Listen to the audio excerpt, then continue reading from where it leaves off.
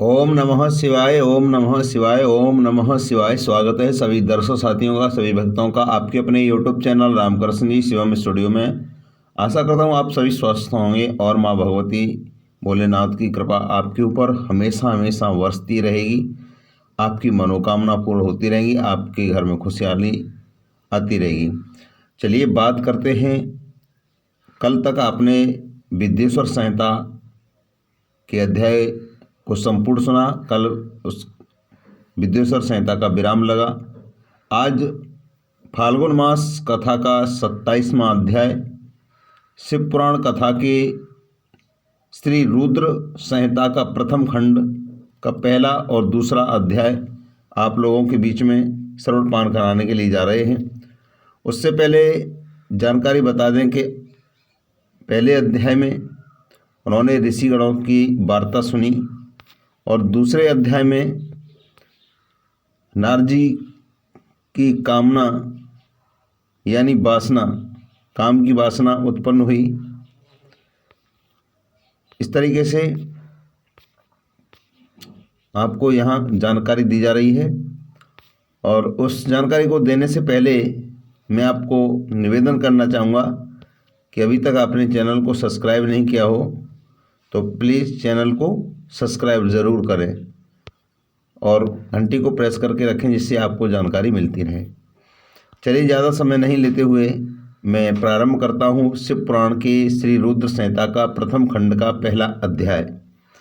ऋषिगणों में चर्चा हुई, वार्ता हुई कि जो विश्व की उत्पत्ति, स्थिति और लय आदि के एकमात्र कारण है गिरिजा कुमारी, गिरिराज कुमारी उमा के पति, जिनकी कीर्ति का कहीं अंत नहीं है, जो माया के आश्रय होकर भी उससे भी दूर हैं, तथा जिनका स्वरूप दुर्लभ है। और मैं उन भगवान शंकर की वंदना करता हूँ जिनकी माया विश्व की सृष्टि करती है। ऐसे लोह चुंबक से आकर्षित होकर उसके पास ही लटका रहता है, उसी प्रकार से सारे जगत जिसके आसपास ही भ्रमण करते हैं। उन्होंने इस प्रपंच को रचने की विधि बताई है, जो सभी के भीतर अंतर्यामी रूप से विराजमान है। मैं उन भगवान शिव को नमन करता हूँ, वंदन करता हूँ, अभिनंदन करता हूँ। ऋषि बोले कि हे सूत जी, अब आप हमसे भगवान शिव और पार्वती के परम उत्तम एवं दिव्य स्वरूप का वर्णन कीजिए। सृष्टि की रचना से पूर्व या सृष्टि के मध्य काल में या अंत काल में महेश्वर किस प्रकार व किस रूप में स्थित होते हैं। सभी लोगों का कल्याण करने वाले भगवान शिव कैसे उत्पन्न होते हैं तथा प्रसन्न होने पर उन्हें भक्तों को कौन कौन से उत्तम फल देते हैं। हमने सुना है कि भगवान शिव महान दयालु हैं, अपने भक्तों को कष्ट में नहीं देख सकते। भगवान विष्णु, भगवान ब्रह्मा, महेश तीनों देवता शिवजी के अंग से ही उत्पन्न हुए हैं। हम पर कृपा करके शिवजी के प्राकट्य देवी उमा की उत्पत्ति, शिव उमा विवाह, गृहस्थ धर्म एवं शिवजी के अनंत चरित्रों को स्तोत्रपान कराइए। तो सूत जी महाराज समझाते हुए बोले कि हे ऋषियों, आप लोगों के प्रश्न पतित पावनी श्री गंगा जी के समान हैं। ये सुनने वाले, कहने वाले या पूछने वाले या सुनाने वाले, इन चारों को जो पवित्र करने वाले हैं। आपकी इस कथा को सुनने की आंतरिक इच्छा, इसलिए आप धन्यवाद के पात्र हैं। ब्राह्मणों, भगवान शंकर का रूप साधु, राजसी, तामसी तीनों प्रकृति के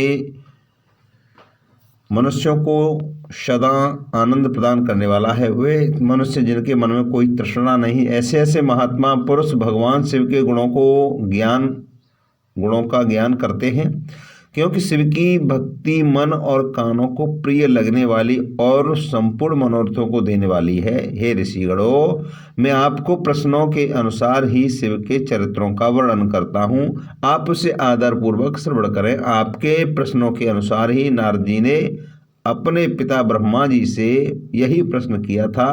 तब ब्रह्मा जी ने प्रसन्न होकर के शिव जी को यह चरित्र सुनाया। उसी संवाद को मैं सुनाता हूँ, क्योंकि उस संवाद में भगवान भवसागर से मुक्त कराने वाले गौरीश की अनेकों आश्चर्यमयी लीला वर्णित हैं।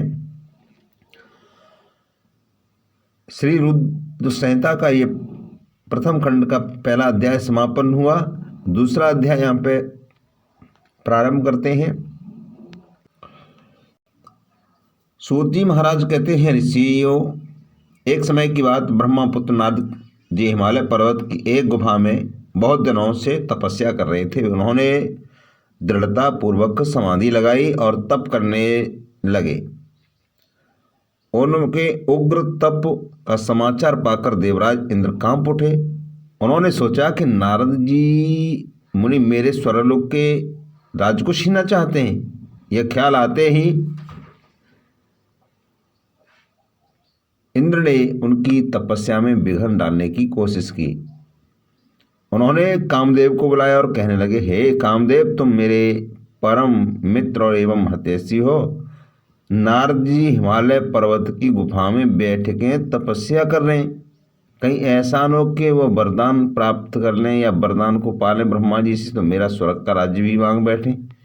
अतः तुम वहां जाकर उसका तप भंग कर दो। ये आज्ञा पाकर भगवान के भजन में बाधा डालने के लिए कामदेव बसंत को साथ ले बड़े गर्व से उस स्थान पर गए। अपनी सारी कलाएं रच डाली। कामदेव और बसंत के बहुत प्रसन्न करने पर भी नारद मुनि के मन में कोई विकार उत्पन्न नहीं हुआ। जब महादेव जी के अनुग्रह से उन दोनों का गर्भ चूर्ण हो गया। ऐसा इसलिए हुआ क्योंकि महादेव जी की कृपा से नारद मुनि पर कामदेव का कोई प्रभाव नहीं पड़ा। पहले उस आश्रम में भगवान शिव ने भी तपस्या की थी। उसी स्थान पर उन्होंने ऋषि मुनियों की तपस्या का नाश करने वाले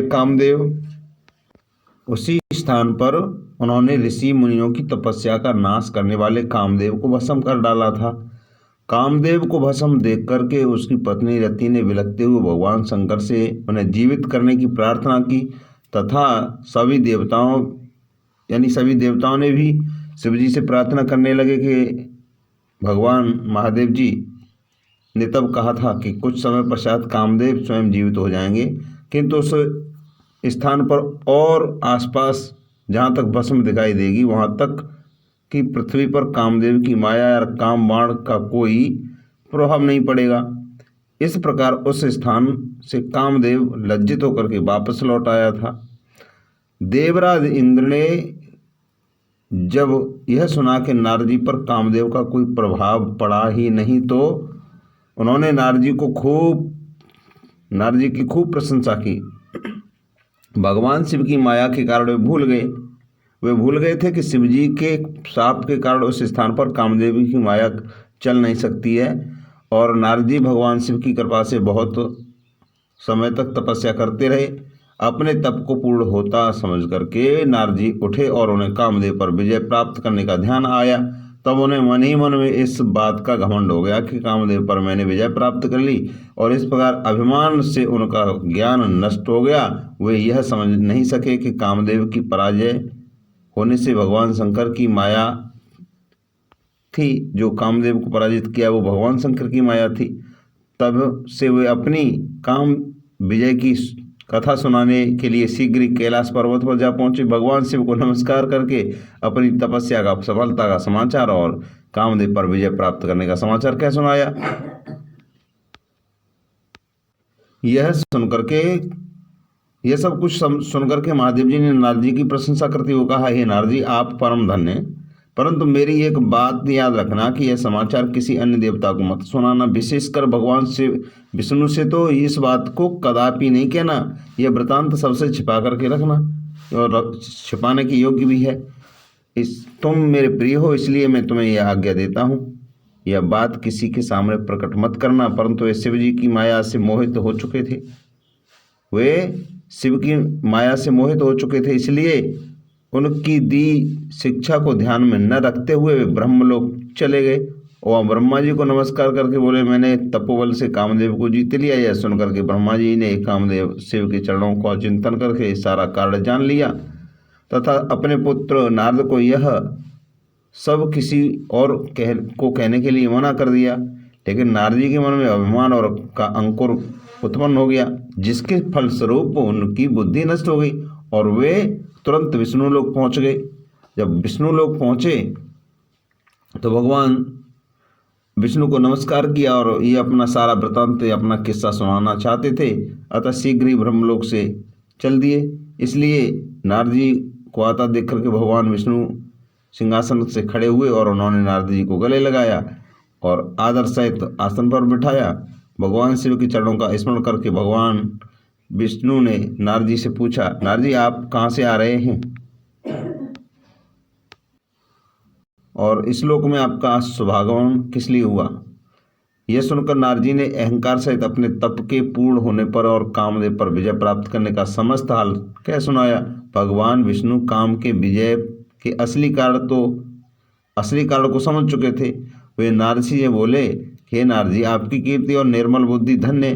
काम क्रोध तथा लोभ उन मनुष्यों को पीड़ित करते हैं जो भक्तिहीन है। आप तो ज्ञान वैराग्य से युक्त एक ब्रह्मचारी और फिर भला यह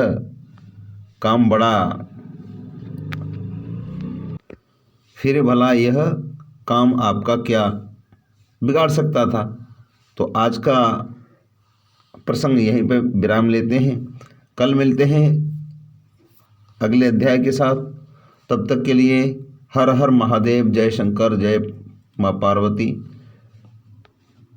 चैनल को अभी तक सब्सक्राइब नहीं किया तो प्लीज़ चैनल को ज़रूर सब्सक्राइब करें।